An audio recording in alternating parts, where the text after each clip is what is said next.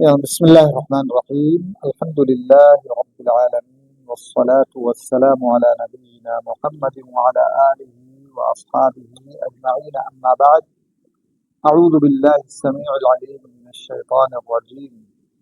يا أيها الذين آمنوا كتب عليكم الصيام كما كتب على الذين من قبلكم لعلكم تتقون. اللہ رب العالمین کا فضل اور اس کا احسان و کرم ہے کہ اس نے ہمیں رمضان المبارک جیسی عظیم نعمت عطا کی ہے، جس کے روزے، قیام، توبہ، استغفار، صدقہ و خیرات، یہ تمام کے تمام ان کا اجر اللہ رب العالمین اس مبارک مہینے میں بڑھا دیتا ہے۔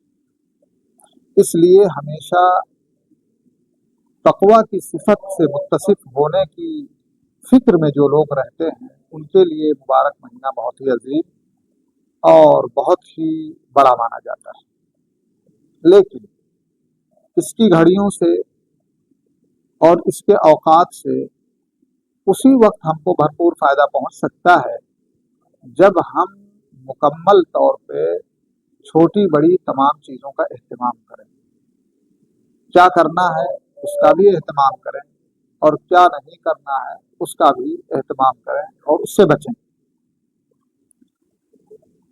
بہت بار ایسا ہوتا ہے کہ روزے دار کے لیے کچھ چیزیں ایسی ہوتی ہیں کہ جن کی طرف اس کو توجہ کرنی چاہیے، اہتمام کرنا چاہیے، لیکن وہ اسے چھوٹا یا معمولی سمجھ کر کے چھوڑ دیتا ہے، حالانکہ اس کی وجہ سے اس کے روزے کے اندر رونق بڑھ جاتی ہے اور اس کے روزے کو ایک اچھا مقام حاصل ہو جاتا ہے۔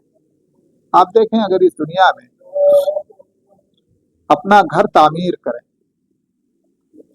اور گھر کے حسن اور اس کے جمال کو بڑھانے والی چھوٹی چھوٹی چیزیں جو ہوتی ہیں ان سے گھر کو اپنے دور کر دیں تو وہ گھر گھر نہیں لگتا ہے،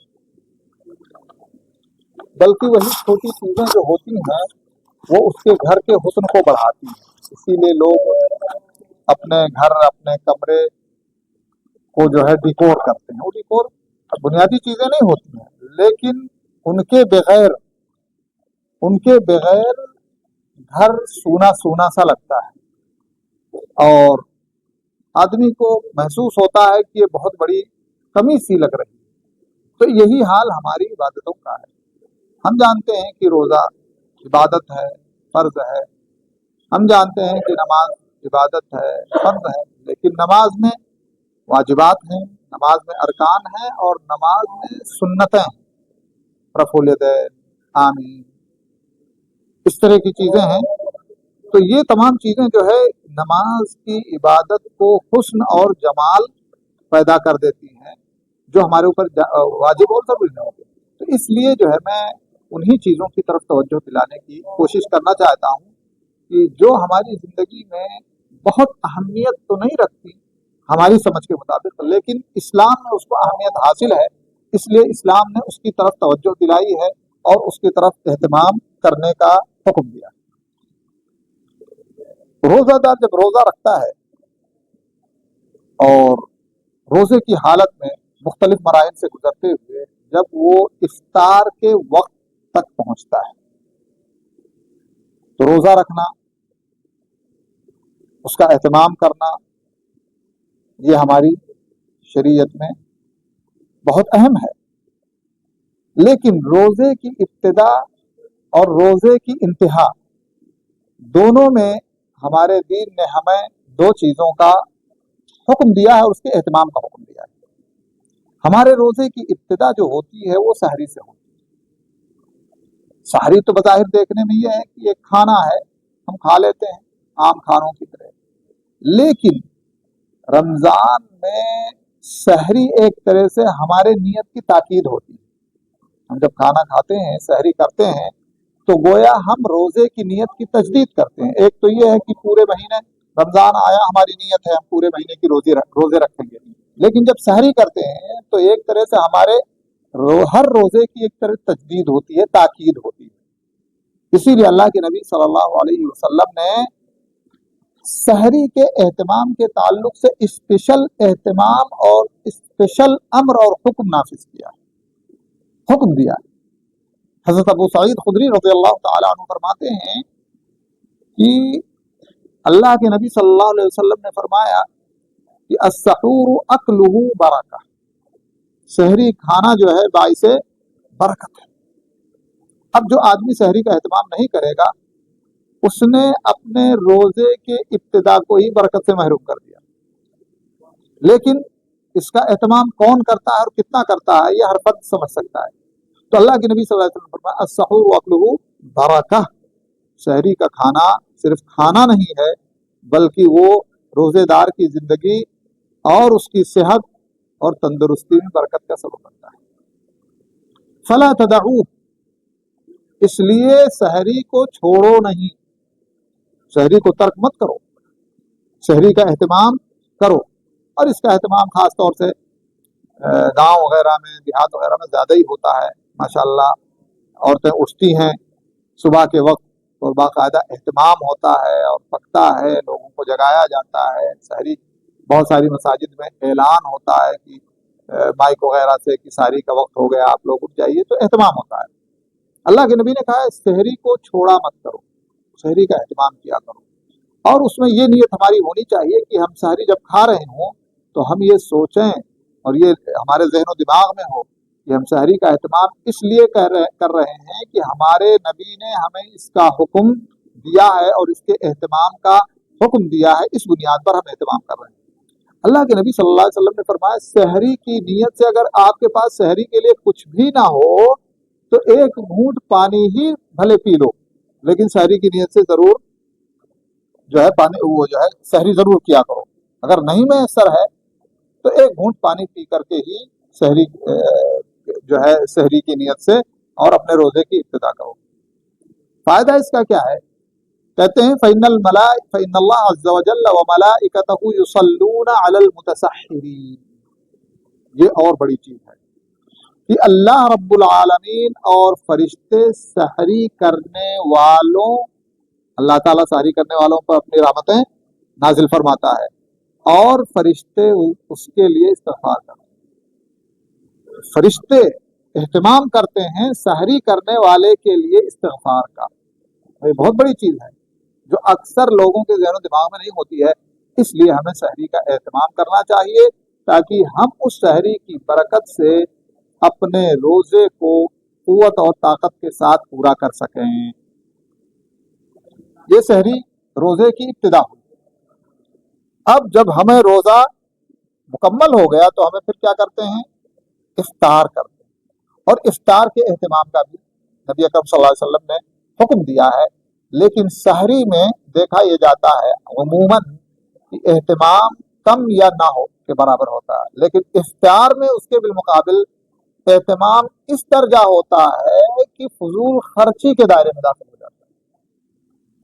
तो सहरी इफ्तार का तो एहतमाम करना है, लेकिन इस तौर पर नहीं कि इसमें फख्र और तकब्बुर और मुबाहात दाखिल हो, बल्कि इफ्तार को इफ्तार के तौर पर बगैर किसी इसराफ और फजूल खर्ची के उसे तैयार किया जाए और खुद भी किया जाए और दूसरों को भी इफ्तार कराया जाए, उसका बढ़ा जाए।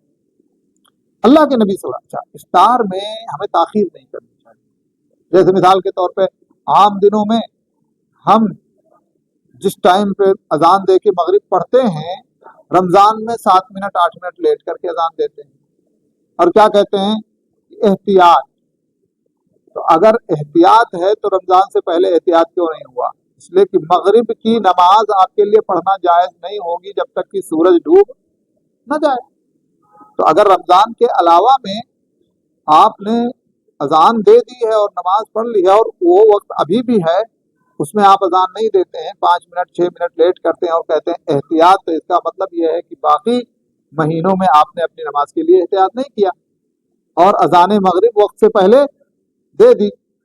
तो इसलिए जो है सुन्नत और मुस्तहब ये है कि सहरी में ताखीर की जाए और इफ्तार में जल्द किया जाए। ताखीर का मतलब ये नहीं है कि साहब फजर का वक्त दाखिल हो जाए, تاخیر کا مطلب یہ آخر وقت میں سحری کی جائے.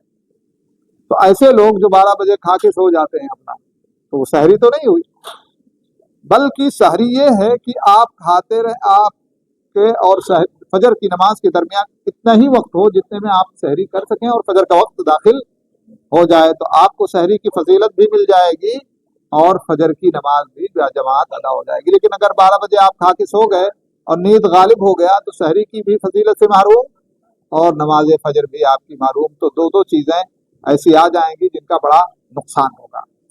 تو افطار میں جلد کرنا ہے. جلد کا مطلب جب یقین ہو جائے کہ سورج ڈوب گیا تو اب کسی چیز کا انتظار نہیں کرنا ہے.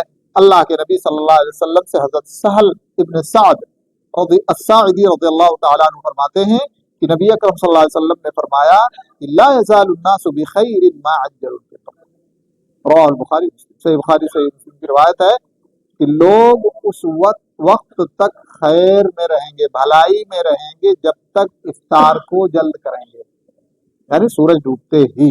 جلد کا مطلب یہ نہیں کہ سورج نہ ڈوبے پہلے ہی سورج خیر میں ہوں گے. اب یہ خیر کون سا ہے؟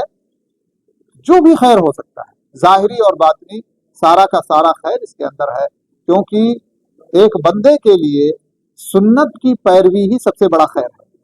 اور یہاں ہم اگر وقت پہ ہی افطار کر لیتے ہیں تو یہ جو ہے اللہ کے نبی صلی اللہ علیہ وسلم کی سنت پر عمل ہوگا اور اس کے بعد اللہ رب العالمین اپنی رحمتوں سے ہمیں خیر سے نوازے گا.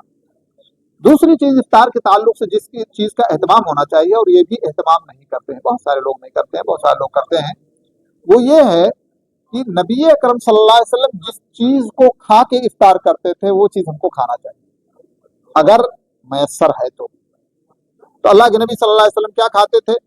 اللہ کے نبی صلی اللہ علیہ وسلم اگر میسر ہوتا تھا تو تازہ کھجور، جس کو رطب بولتے ہیں، تازہ کھجور سے افطار کرتے تھے.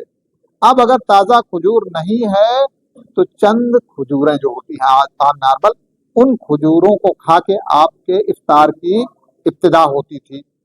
اگر کھجور بھی میسر نہیں ہے افطار کے وقت تو پھر اللہ کے نبی صلی اللہ علیہ وسلم چند گھونٹ پانی کے ذریعے افطار کرتے تھے. تو یہ ترتیب ہے، پہلے تازہ کھجور جس کو ہم رطب بولتے ہیں، ورنہ نارمل کھجور جس کو ہم عام طور پہ کھجور کہتے ہیں کسی بھی قسم کی ہو، اور یہ دونوں نہیں میسر ہیں تو پانی کے ذریعے. اب بہت سارے لوگ ہوتے ہیں دسترخوان سجا ہوا ہوتا ہے، گرم گرم سموسے ہوتے ہیں، گرم گرم پکوڑیاں ہوتی ہیں، تو نہ پانی نہ کھجور، سب سے پہلے گرم سموسا. تو سنت کے خلاف ہو گیا نا. کھائیے بعد میں کھائیے گا، لیکن پہلے اگر کھجور ہے دسترخوان پہ یا تازہ کھجور ہے دسترخوان پہ تو اس سے اپنے روزے کو افطار کیجیے اور اس کے بعد سموسا کھائیے، پکوڑے کھائیے، جو بھی ہے میسر کھائیے. یہ ترتیب ہونی چاہیے کیونکہ ہمارے ذہن و دماغ میں ہونا چاہیے کہ نبی نے کس طرح سے افطار کیا ہے. ہم کو روزے کا اجر چاہیے نا.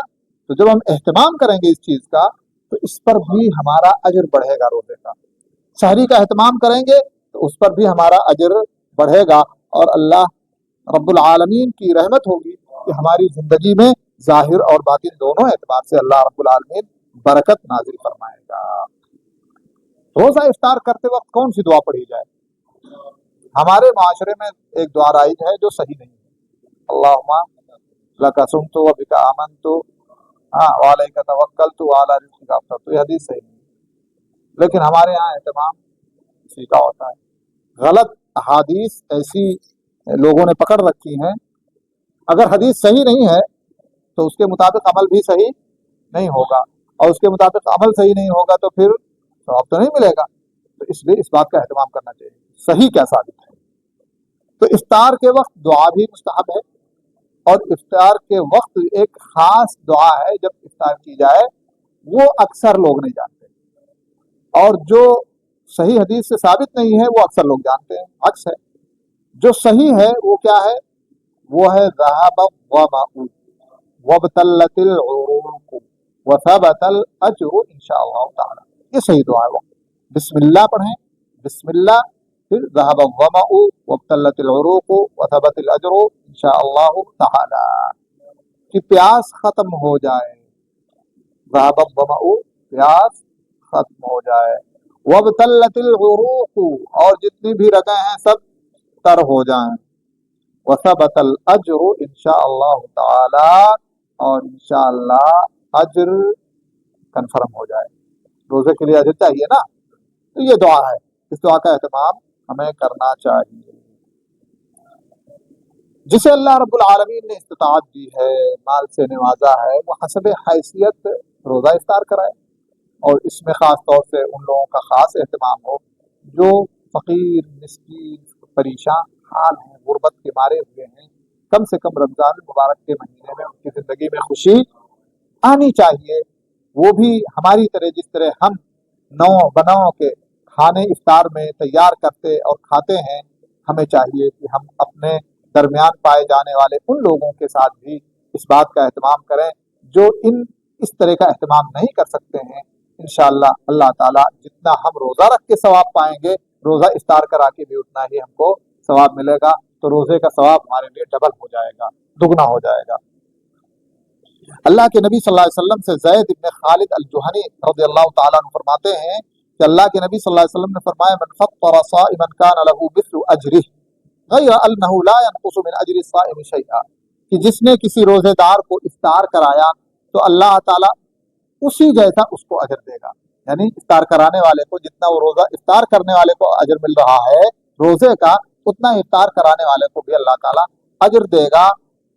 غیر انہ لا ينقص من اجر الصائم شیئا, روزے دار کے اجر سے کم کر کے نہیں دے گا اللہ. جس کو ہم افطار کرا رہے ہیں اس کے اجر سے کم کر کے ہمیں نہیں دے گا, اس کا اپنا پورا اجر ہے, لیکن ایکسٹرا اللہ رب العالمین ہمیں افطار کرانے کا ثواب دے گا. تو یہ بڑی اچھی چیز ہے. ایک اور چیز جس کا اہتمام ہونا چاہیے وہ یہ ہے کہ اگر ہم کہیں افطار کر رہے ہوں تو ان کا حق تو بنتا ہے کہ دعا کریں نا, دعا کرنا چاہیے ہم کو.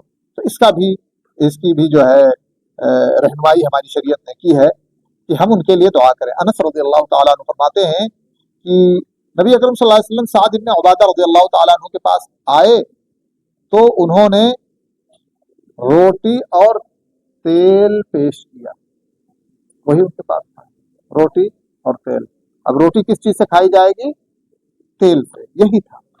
اب سوچئے اللہ کی کس قدر رحمتیں اور کس قدر نعمتیں ہیں کہ ہمارے پاس کھانے نو بنو کے طرح طرح کے, ان کے پاس صرف روٹی اور تیل تھا, اس کے علاوہ اور کچھ نہیں تھا.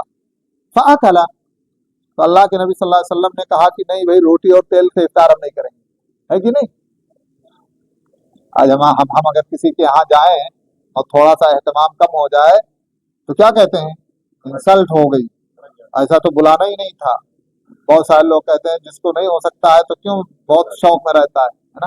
اللہ کے نبی صلی اللہ علیہ وسلم کے سامنے روٹی اور تیل پیش کیا گیا, اللہ کے نبی صلی اللہ علیہ وسلم نے اس کو تناول فرمایا. ثم قال النبی صلی اللہ علیہ وسلم, اس کے بعد اللہ کے نبی صلی اللہ علیہ وسلم نے فرمایا, افطر عندكم الصائمون واكل طعامكم الابرار وصلت عليكم الملائکہ. کیا فرمایا کہ ایسے ہی تمہارے پاس روزے دار افطار کرتے رہیں اور نیک لوگ تمہارا کھانا کھاتے رہیں.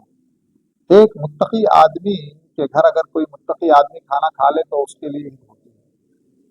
اور اللہ کے نبی صلی اللہ علیہ وسلم نے فرمایا بھی ہے کہ تمہارا کھانا صرف متقی کو کھانا چاہیے, نیک آدمی کو, اچھے آدمی کو کھانا چاہیے نا.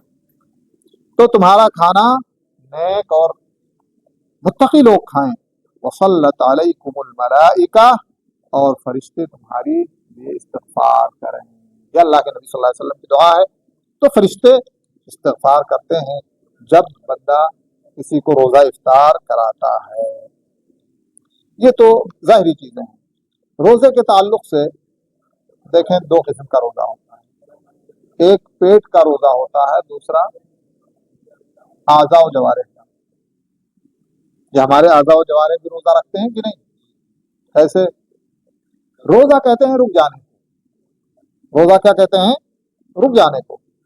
تو ہمارے اعضاء و جوارح, چاہے وہ زبان ہو, چاہے وہ نظر ہو, چاہے وہ کان ہو, چاہے وہ ہاتھ ہو, چاہے وہ پیر ہو, ان تمام چیزوں کو اللہ کی معصیت میں استعمال کرنے سے روکنا بھی روزہ ہے, اعضاء و جوارح کا روزہ ہے. اسی لیے اللہ کے نبی صلی اللہ علیہ وآلہ وسلم سے حضرت ابو ہریرہ رضی اللہ تعالی عنہ فرماتے ہیں، کہتے ہیں کہ جب تم میں سے کوئی روزے کی حالت میں کسی دن صبح کرے فلا یرفث، تو اپنی زبان کی حفاظت کرتے ہوئے زبان سے لایانی باتوں کا اظہار نہ ہو، ولا یجہل، اور کوئی جہالت کا بھی کام نہ ہو۔ فإن امرؤ شاتمه أو قاتله فليقل، اب اگر سامنے والا سبب بن رہا ہے کہ ہم اپنی زبان سے اس کو لایانی باتیں کہیں یا ہم اپنی زبان سے اس کو برا بھلا کہیں، تو ایسی صورت میں اسے یہ کہتے ہوئے اس سے دوری بنا لینی چاہیے کہ بھائی میں روزے سے ہوں، میرا روزہ ڈسٹرب مت کیجئے، آپ اپنی راہ لیجئے، اس طرح کہہ کے اپنے آپ کو بچا لینا چاہیے، نہ کہ اس کے ساتھ میں باقاعدہ اخذ و رد ہونا چاہیے اور اس کے ساتھ میں تو میں اور جس طرح کی چیزیں ہوتی ہیں۔ اسی طرح سے یوں تو مسواک ہمیشہ جو ہے مستحب ہے، اچھی چیز ہے، پاکی و صفائی کی چیز ہے، لیکن روزے دار کے لیے اسپیشل اہتمام ہونا چاہیے۔ حضرت عامر ابن ربیعہ رضی اللہ تعالیٰ عنہ فرماتے ہیں کہ نبی اکرم صلی اللہ علیہ وآلہ وسلم کو روزے کی حالت میں نے اتنی بار مسواک کرتے ہوئے دیکھا ہے کہ میں اس کو گن نہیں سکتا۔ تو اسے کیا پتہ چلتا ہے کہ اللہ کے نبی صلی اللہ علیہ وسلم کثرت اہتمام کرتے تھے مسواک کا جب آپ روزہ ہوا کرتے تھے، تو اس کا اہتمام ہمیں بھی کرنا چاہیے۔ اسی طرح سے اگر روزے کی حالت میں ہیں تو ہمیں بچنا چاہیے پچھنا لگانے سے، حجامہ جس کو بولتے ہیں، پچھنا لگانے سے، کیونکہ اس میں خون زیادہ نکلتا ہے۔ تو یہاں علماء کا اختلاف ہے، لیکن اولا اور افضل ہے کہ بچا جائے اور پچھنا وغیرہ نہ لگایا جائے اور اپنے آپ کو جو ہے اس سے دور رکھا جائے۔ یہ وہ چیزیں ہیں جو آدمی کر کے اپنے اجر اور ثواب کو بڑھا سکتا ہے اور اپنے روزے کے اندر ایسے ہی حسن اور جمال پیدا کر سکتا ہے، جیسے انسان ایک گھر بناتا ہے تو اس میں جو اس کے کمالیات ہوتے ہیں، چھوٹی چھوٹی چیزیں ہوتی ہیں جن کے نہ ہونے سے گھر سونا سونا رہتا ہے، اسی طرح سے یہ چھوٹی چھوٹی چیزیں نظر آتی ہیں لیکن ان کا اجر بہت بڑا ہے اور اس سے روزے کے ثواب میں اضافہ اور روزے کے حسن و جمال میں اضافہ ہو جاتا ہے۔ کچھ چیزیں ایسی ہیں ہمارے معاشرے میں جن میں انسان حرج محسوس کرتا ہے، حالانکہ شریعت میں اس کی اجازت ہے۔ انہی چیزوں میں سے ایک یہ ہے کہ انسان کو واجب غسل کی ضرورت ہے اور فجر کی اذان ہو گئی تو انسان پریشان ہو جاتا ہے، میں نے غسل تو کیا نہیں، اب میرا روزہ کیسے ہوگا؟ تو یہ دراصل جہالت کی بنیاد ہے اس پر۔ اگر فجر کا وقت داخل ہو گیا یعنی سحری کا وقت ختم ہو گیا اور آپ غسل نہیں کر سکے ہیں تو بعد میں غسل کریں، اس سے روزے پر کوئی فرق نہیں پڑے گا، اس لیے کہ روزے کی اسٹارٹنگ کے لیے یہ جنابت سے طہارت فرض نہیں ہے، جنابت سے طہارت فرض ہے نماز کے لیے۔ تو اس لیے اگر فجر کی اذان ہو گئی ہے تو فجر کی اذان کے بعد بھی ہم نہا اور دھو سکتے ہیں، ایسا کوئی مسئلہ نہیں ہے۔ حضرت عائشہ اور ام سلمہ رضی اللہ تعالی عنہما کہتی ہیں کہ اللہ کے نبی صلی اللہ علیہ وسلم جماع کی وجہ سے جنابت کی حالت میں صبح کیا کرتے تھے، یعنی صبح ہو جاتی تھی، فجر کا وقت داخل ہو جاتا تھا فی رمضان میں، تو ایسی صورت میں جو ہے اللہ کے نبی صلی اللہ علیہ وسلم روزہ رکھتے تھے۔ ایسا نہیں تھا کہ غسل نہیں کر سکے تو اب ایسی صورت میں کیا کریں گے، روزہ چلا گیا، لیکن بہت سارے لوگ نہیں جانتے ہیں تو وہ پریشان ہو جاتے ہیں، تو ایسا کوئی مسئلہ نہیں ہے۔ سحری کا وقت ختم ہو گیا، آپ جنوبی ہیں تو آپ کا روزہ اسٹارٹ ہو گیا، کوئی مسئلہ نہیں، لیکن چونکہ آپ کو نماز پڑھنی ہے تو نماز کے لیے آپ کو طہارت ضروری اور لازم ہے۔ اسی طرح سے کچھ لوگ حرج محسوس کرتے ہیں بہت ساری ایسی جگہوں پر جہاں گرمی ہے، شدت کی گرمی ہے، روزہ شدید ہے، تو نہانے میں حرج محسوس کرتے ہیں۔ کس وجہ سے؟ روزے کی وجہ سے، یا کہیں تالاب ہے نا، دریا ہے، تو آدمی جو ہے ادھر وہاں جا کر کے ڈبکی لگائے ہوئے کچھ ٹھنڈک حاصل کرے، تو اس میں کوئی حرج کی بات نہیں ہے، بلکہ یہ جائز اور درست ہے ٹھنڈک حاصل کرنے کے لیے، اس کی وجہ سے روزے کوئی اثر نہیں پڑتا ہے۔ کہتے ہیں اللہ کی بات اصحاب نبی صلی اللہ علیہ وسلم سے مروی ہے، وہ کہتے ہیں کہ میں نے رسول اکرم صلی اللہ علیہ وسلم کو آج نامی مقام پر دیکھا کہ آپ اپنے سر پہ پانی ڈال رہے تھے گرمی کی وجہ سے، روزے کی حالت میں پانی، وہ صائم من العطش، پیاس کی شدت کی وجہ سے سر پہ پانی ڈال رہے تھے تاکہ کچھ جو ہے پیاس کی شدت کم ہو۔ او من الحر یا گرمی کی شدت کی وجہ سے، تو نہایا بھی جا سکتا ہے اور تیراکی بھی کی جا سکتی ہے دریا وغیرہ میں، بشرطے کہ امن و امان ہو، منہ میں پانی اندر نہ جائے، پیٹ میں نہ پہنچے۔ اسی طرح سے سر میں تیل لگانا یا مہندی وغیرہ دن میں لگانا ہے نا، یہ بھی جائز اور درست ہے، اس سے روزے پر کوئی اثر پڑتا نہیں ہے۔ اور ابھی ایک دن پہلے کچھ سوال آیا تھا کہ وہ عورت جو حمل سے ہے کیا اس کے لیے مہندی لگانا جائز ہے کہ نہیں، تو اس کا مطلب یہ ہے ہمارے معاشرے میں یہ ہے کہ مہندی حمل والی عورت نہیں لگا سکتی، تو اس لیے جو ہے یہ ساری چیزیں جاننا ضروری ہے۔ کسی بھی وقت روزے کی حالت میں ہو یا حمل کی حالت میں ہو یا جنابت کی حالت میں ہو یا کسی بھی حالت میں ہو، مہندی لگانے کا کوئی اس میں وہ نہیں ہے، مہندی لگا سکتی ہے کبھی بھی۔ تو ایسے ہی روزے دار بھی اپنے سر میں تیل لگا سکتا ہے، مہندی لگانے کی ضرورت ہے اگر کہیں تو مہندی لگا سکتی ہے عورت، ٹھیک ہے۔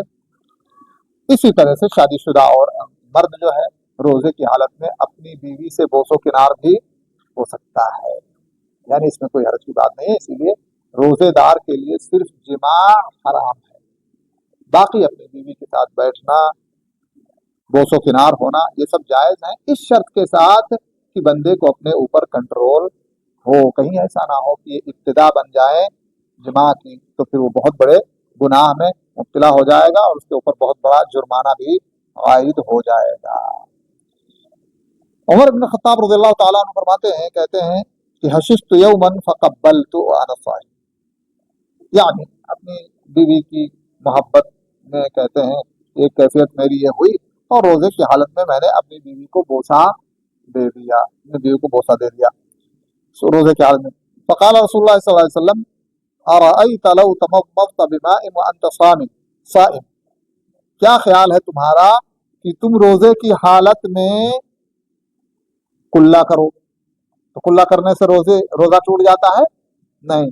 تو اب اللہ کے نبی صلی اللہ علیہ وسلم نے ایک مثال دی کہ جو ہے جیسے بیوی سے کا بوسہ دینا ایسا ہی ہے جیسے آپ نے پانی سے کلا کیا، تو پانی سے کلا کرنے سے روزہ ٹوٹتا نہیں ہے، اگر اندر جائے گا تو ٹوٹے گا۔ اسی طرح سے بوسہ دینے سے تو روزہ نہیں ٹوٹتا، لیکن اگر یہ بوسہ جماع کی طرف لے کے جائے گا تو روزہ برباد ہو جائے گا۔ تو اس طرح سے جو ہے، اسی طرح سے آنکھ میں سرما لگانا یا آنکھ میں دوا ڈالنا، اس کا کیا حکم ہے؟ تو ایسی صورت میں اس سے بھی روزے پر کوئی فرق نہیں پڑتا ہے، اس لیے کہ آنکھ جو ہے سے کوئی چیز پیٹ میں پہنچانے کا راستہ نہیں ہے، تو اس سے روزہ نہیں ٹوٹے گا۔ ہاں، عورتوں کے لیے خاص طور سے یا جو لوگ مطعم وغیرہ میں رہتے ہیں کھانے وغیرہ، تو کھانا چکھنا، تو کھانا چکھنے سے بھی روزہ، لیکن چکھنے کا مطلب یہ نہیں ہے کہ منہ میں جو چکھنے کے لیے ڈالا اس کو حلق کے نیچے اتار لیں، بل چکھنے کا مطلب یہ ہے کہ زبان پہ رکھا اس کے بعد تھوک دیا۔ تو اتنا ان لوگوں کے لیے جائز ہے جو کھانے وغیرہ سے ریلیٹڈ ہیں، جیسے عورتیں ہوتی ہیں یا پھر شیف وغیرہ ہوتے ہیں وہ لوگ، تو یہ بھی جائز ہے، ایسا کوئی مسئلہ نہیں ہے۔ حضرت عبداللہ ابن عباس رضی اللہ تعالیٰ عنہما کہتے ہیں لا بأس ان يذوق الطعام والخل والشيء يريد شراءه، کہتے ہیں کہ کھانا چکھنے یا سرکہ چکھنے یا کوئی چیز جس کا تعلق چکھنے سے ہے، اگر وہ کہیں خریدنے جاتا ہے اور چکھنا چاہتا ہے، دیکھنا چاہتا ہے تو چکھ سکتا ہے، لیکن اس کا مادہ اندر جانا نہیں چاہیے، اس کو تھوک دینا چاہیے۔ اسی طرح سے اگر حیض اور نفاس والی عورت رات میں پاک ہو جاتی ہے اور وہ فجر کے بعد غسل کرتی ہے تب بھی اس کا روزہ صحیح اور درست ہے، جیسے کہ ایک جنوبی آدمی ہوتا ہے۔ اسی طرح سے اگر کوئی کھا پی رہا ہے، فرض کر لیا جائے اس کے منہ میں گلاس لگا ہوا ہے یا اس کے منہ میں لقمہ ہے اور اذان ہو گئی، تو اس کو تھوکنے کی ضرورت نہیں ہے، بلکہ جو اس کے منہ کے اندر ہے اس کو وہ پورا کر لے، لیکن ابھی اس نے اسٹارٹ نہیں کیا ہے، سحری اور اذان ہونے لگی تو یہ سحری اسٹارٹ کر کے کھائے، یہ جائز اور درست نہیں ہے۔ تو یہ چند مسائل تھے جو بظاہر تو دیکھنے میں چھوٹے لگتے ہیں، لیکن ان کا ہمارے روزے کے اجر اور ثواب سے بڑا گہرا ربط ہے، اور اللہ رب العالمین اپنی رحمت اپنے فضل سے ان اعمال کی برکت سے ہمارے روزے کے اجر کو بڑھا دیتا ہے، اس لیے ہمیں ان کا اہتمام کرنا چاہیے اور اپنی نیت اس تعلق سے خالص کرتے ہوئے ہاں ان اعمال کو اپنی زندگی میں لانا چاہیے. اللہ رب العالمین سے دعا ہے کہ اللہ رب العالمین ہمیں روزے کے احکام اور اس کے آداب کا بھرپور خیال رکھنے کی ہمیں توفیق عطا فرماتے ہوئے ہمیں زیادہ سے زیادہ اجر اور ثواب سے نوازتے ہوئے اپنی رحمت، اپنا فضل اور اپنی رضا عطا فرمائے. آمین. وهذا صلی اللہ علیہ نبینا محمد وعلی آلہ وصحبہ اجمعین.